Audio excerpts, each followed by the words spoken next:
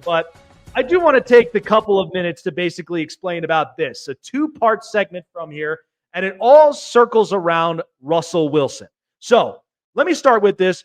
Denver and Russell Wilson. So Denver has decided they are going to swallow the contract with Russell Wilson, which is basically $85 million. And they decided to cut him. Part of this reason was, as I've talked about in previous episodes, this relationship clearly became combative. It did not work. Sean Payton is a very passionate, and he is very much an innovator, and he's a motivator. He wants somebody that could basically be in the trenches with all the pressure on their shoulders and yet still make the throws, be the game changer and the game manager, and be somebody that can honestly lead the Broncos to the playoffs. And we thought by this point, and listen, Sean Payton knew what he was getting himself into. He knew he was going to have to fix up and clean up Russ, because Russ, with his overly optimistic self and somebody that was more about his personal image, Payton was like, we need to cut that off. We need to get better. You need to start building relationships. You need to start leading this team. Remember, Denver initially, before Payton arrived, was looking at Russell Wilson as the savior of this franchise. That is not who Russell Wilson is. Okay, Russell Wilson is more of a plug-in-and-play quarterback. That's what he was in Seattle. Denver did not end up treating the same situation, and now he's going to Pittsburgh on a one-year, $1.2 million contract to be a plug-in-and-play quarterback like he was in Seattle. But the thing with Denver, and Denver's going to have to pay the price, unfortunately. $85 million dead in the cap is the highest amount any franchise has to pay. And listen, I understand. You've got to sell tickets. You got to get fans in the stands. You got to start selling a lot of these merchandise. I get it on the business aspect. But I'd be damned, and people would probably look at me different if I was somebody that basically gave a humongous raise to a new coming employee. I'd be looked at differently. You'd be like, the guy hasn't even started in day one, and you're already giving him a 10% raise? What are you doing? This is kind of the thing that the Denver Broncos ended up doing. You got too cute. You got way too excited. Before Russell even hit the field, you paid him early. You didn't even get a chance to see him play at least for 8 weeks. Then we would have talked contract extension. But Nate Hackett was clearly off his skis, was not the coach, and that's where Denver really paid the price.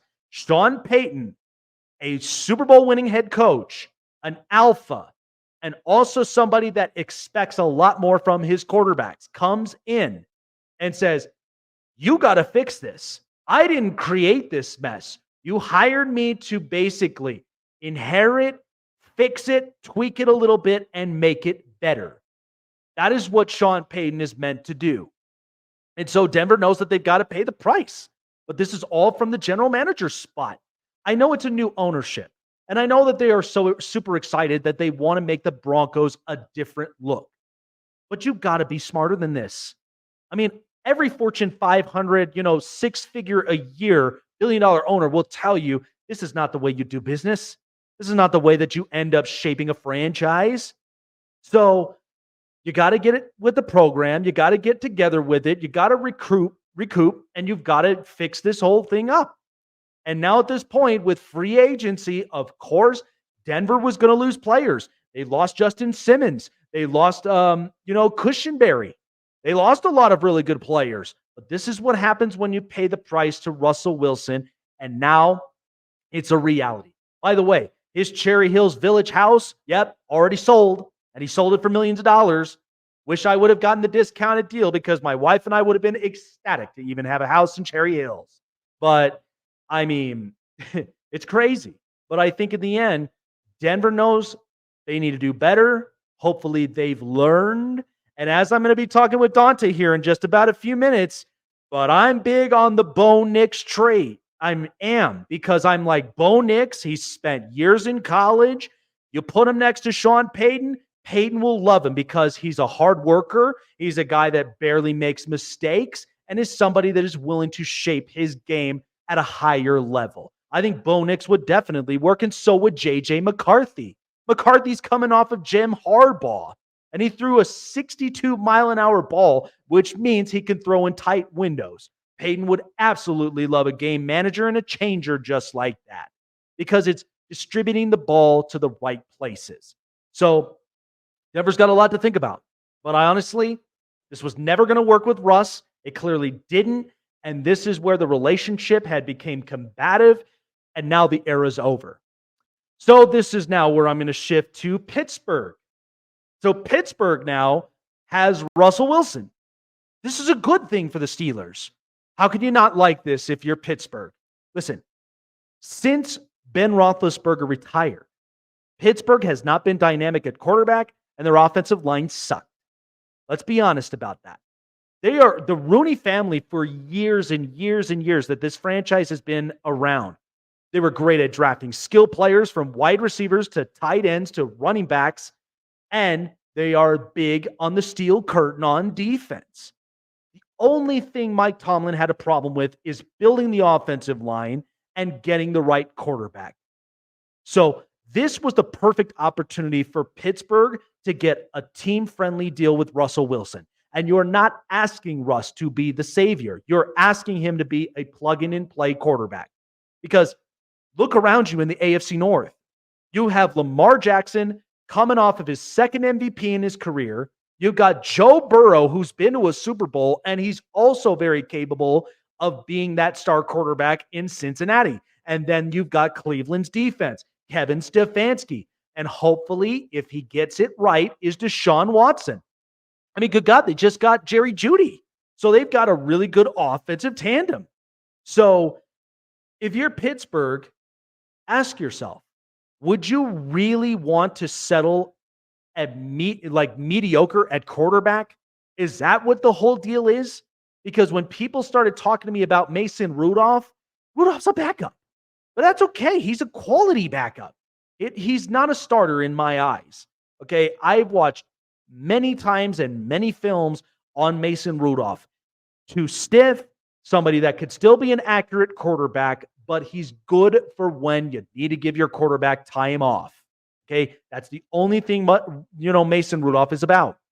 And then Kenny Pickett. By the way, did you know Kenny Pickett's quarterback rating is literally in the 30s? And Russell Wilson's is in the 51s, about close to 60. Look at the difference there. But the difference of it is Russell has thrown more touchdown passes in his tenure in Denver than Kenny Pickett has since he's been in this league. Kenny Pickett is way too pressurized. I like the kid. I hope that the quarterback, the competition is great. But you really want to settle for mediocre at quarterback with Lamar Jackson and Joe Burrow and Cleveland's defense? I wouldn't. Pittsburgh would be way too, they would be making the biggest mistake if you think that you're going to settle for mediocre. That's not what Pittsburgh's DNA has been for years and years and years. Listen, I could deal with a Neil O'Donnell. I could deal with a Tommy Maddox. I can deal with a Cordell Stewart and win games. But I'm not going to deal with a Mason Rudolph or a Kenny Pickett or a Duck Hodges that's just only going to give you 1-2 game wins. That is it. Sorry, but I'm not going to do it. Because if your offensive line is piss poor and they get pressurized and they can't make the throws, you're in big trouble. Especially when you're facing Myles Garrett twice a year. Or you're also facing Trey Hendrickson twice a year. Or better yet, you're facing Justin Metabike twice a year. Okay, those are defenses with strong lines. You really think you're going to put your quarterback through that much pressure? They get completely undressed. I think Russell Wilson, he does not have to act like the franchise savior. He doesn't have to do much. All he has to do is come in with the right game plan and make the offense work. Now, Deontay Johnson might be traded, but at least I got George Pickens. I could go and get a receiver because it's stacked and loaded. So this draft is great on quarterbacks, great on wide receivers, great on tackles. Did you know how many guards got paid today? That's because the guard position in the draft, There's only about 3 of them that I can think of, and that is it. So that tells me next year's draft with edge rushers, there's going to be a ton of guards that are actually going to be very, very quality capable. So, but it's going to be crazy. I mean, this free agency was absolutely nuts. And so, hey there, everyone. Thanks for watching. Make sure that you guys like, follow, and subscribe to get the latest from the show. Also, go check out a few of our coolest segments that we've had from previous shows. And also make sure that you stay up to date on the show on all platforms, wherever you guys find your podcasts.